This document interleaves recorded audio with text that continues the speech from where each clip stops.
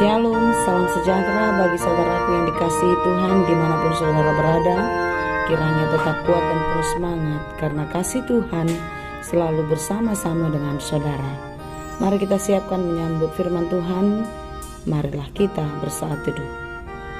Kasih karunia dan damai sejahtera dari Allah Bapa Tuhan kita dan dari anaknya Tuhan Yesus Kristus menyertai saudara sekalian. Amin. Firman Tuhan untuk kita pada hari ini, Jumat 7 Januari 2022, tertulis dalam kitab 1 Korintus 15 ayat 10. Tetapi karena kasih karunia Allah, aku adalah sebagaimana aku ada sekarang, dan kasih karunia yang dianugerahkannya kepadaku tidak sia-sia. Sebaliknya, aku telah bekerja lebih keras daripada mereka semua. Tetapi bukannya aku, melainkan kasih karunia Allah yang menyertai aku. Demikianlah dikatakan. Bila kita merenungkan banyak cerita di dalam Alkitab atau bahkan cerita kehidupan yang sering terjadi di sekitar kita, bagaimana Allah bekerja, bagaimana Allah campur tangan di dalam setiap persoalan kita. Banyak hal yang tidak kita mengerti tetapi terjadi dalam kehidupan kita. Banyak hal yang tidak kita pikirkan tetapi terjadi dan menjadi kebaikan di dalam hidup kita. Saudara-saudara yang dikasihi Tuhan, tahukah kita bahwasanya Tuhan adalah Allah yang setia, Bapa yang kekal, yang akan terus menyertai kehidupan kita? Percayakah kita di dalam segala kehidupan kita, baik suka maupun duka, kasih-Nya tidak pernah meninggalkan kita? Apakah kita masih mengingat bagaimana penyertaan Tuhan, pemeliharaannya di dalam kehidupan kita?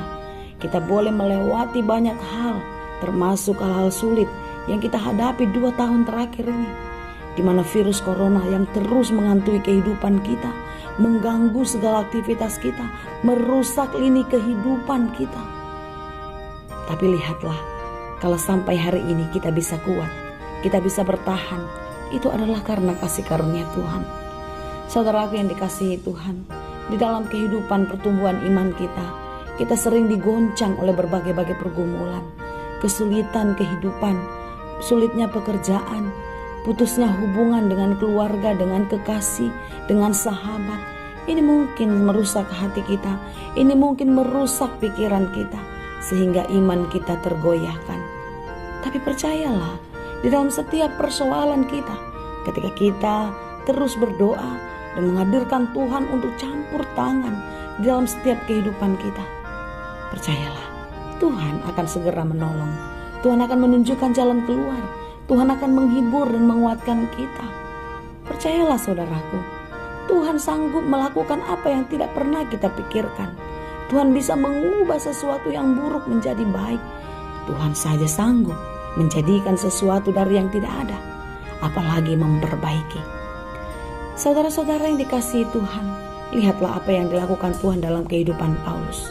Paulus yang dulu adalah seorang Saulus yang adalah seorang Yahudi yang sangat jahat, yang mengejar-ngejar orang-orang pengikut Kristus dan bahkan membunuh mereka. Dia tidak percaya kepada Yesus. Dia sangat jahat bagi pengikut-pengikut Yesus. Tetapi apa yang dilakukan oleh Tuhan? Saulus yang begitu jahatnya, Tuhan tangkap, Tuhan ubah dan menjadikan pribadi yang baik, yang lemah lembut, yang setia, yang percaya kepada Tuhan. Dan di dalam kehidupan Paulus, Tuhan meletakkan banyak perkara yang besar. Di dalam kehidupan Paulus, Tuhan menunjukkan mujizat yang besar. Dan melalui Paulus, Tuhan menyatakan kuasanya, mujizatnya bagi banyak orang. Oleh karena itu saudaraku yang dikasihi Tuhan, syukur Paulus kepada Allah atas segala kasih karunia yang dianugerahkan kepadanya. Paulus meresponnya dengan sangat baik. Apa yang dikatakan di dalam perikop kita pada hari ini, ketika dia merasakan kasih karunia Allah dianugerahkan dalam kehidupannya, dia meresponnya dengan baik, dia menangkapnya dengan baik, sehingga dia mengatakan apa yang sudah diberikan Allah itu tidak akan menjadi sia-sia. Ketika kita tidak menyia-nyiakan anugerah, tidak menyia-nyiakan hadiah, maka kita akan menjaganya dengan baik. Kita memeliharanya dan bahkan memakainya untuk banyak hal yang berguna.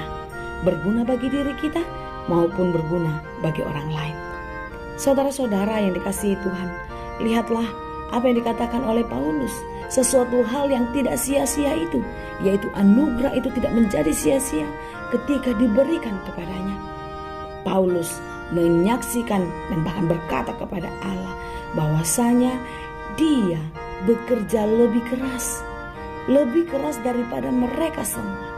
Dari mereka semua artinya dari banyak orang yang mungkin mengatakan dirinya pengikut Kristus.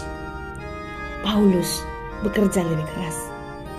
Apapun tantangan, apapun kesulitan, tidak membuat dia kendor di dalam melakukan segala pekerjaannya. Sesulit apapun medan perjuangan, sejahat apapun orang-orang yang ada di sekitarnya, bahkan sahabatnya pun, itu tidak membuat dia surut memberitakan firman, menyatakan kuasa Tuhan.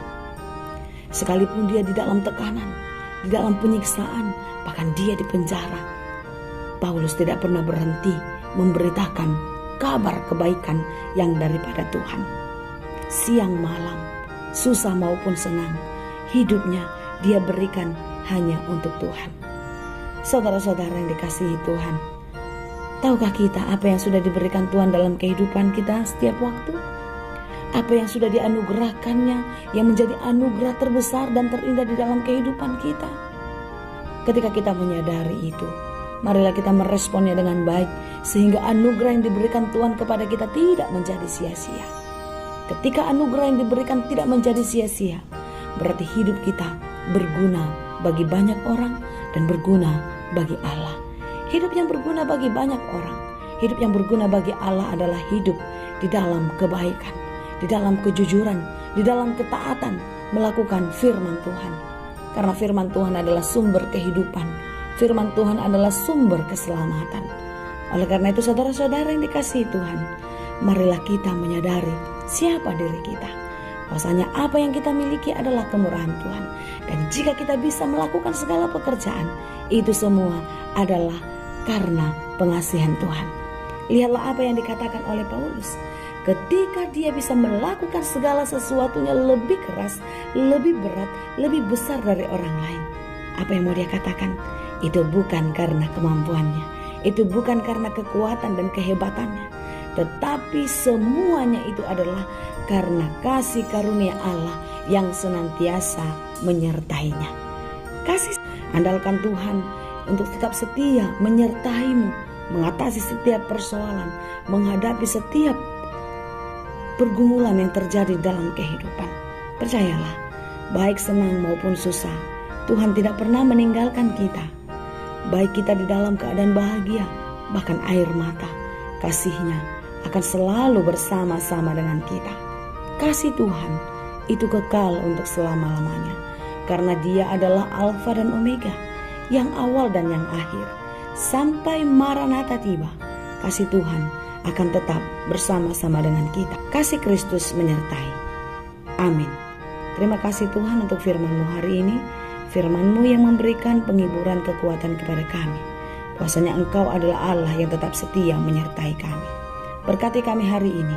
Apapun yang kami kerjakan, kami mau Tuhan bersama-sama dengan kami. Berikan kekuatan, keteguhan hati dan penghiburan bagi saudara-saudara kami yang bergumul, yang sedang sakit, yang berduka cita. Biarlah mereka dikuatkan dan diteguhkan di dalam kasih dan kuasa Tuhan. Kami juga berdoa Tuhan untuk banyak saudara-saudara kami yang sedang sakit, yang tidak bisa melakukan segala pekerjaannya karena sakit penyakitnya, yang tidak dapat beraktivitas dengan baik karena sakit penyakitnya. Tuhan, baik mereka yang sudah menderita lama maupun baru, biarlah kasih-Mu memulihkan mereka. Sembuhkanlah saudara-saudara kami yang sedang sakit Tuhan. Teguhkan imannya untuk tetap percaya, setia memohon kepada Engkau. Kami percaya Tuhan, Engkau adalah tabib di atas segala tabib. Engkau akan menyembuhkan segala sakit penyakit kami. Karena itu Tuhan, kami serahkan seluruh keluarga, saudara-saudara kami yang sedang sakit. Kiranya Engkaulah yang menyembuhkan dan memulihkan mereka. Terima kasih Bapa di surga. Hanya di dalam Yesus kami berdoa. Anugerah Tuhan kita Yesus Kristus, kasih karunia Allah Bapa, dan persekutuan Roh Kudus, itulah kiranya yang menyertai dan memberkati kamu sekalian.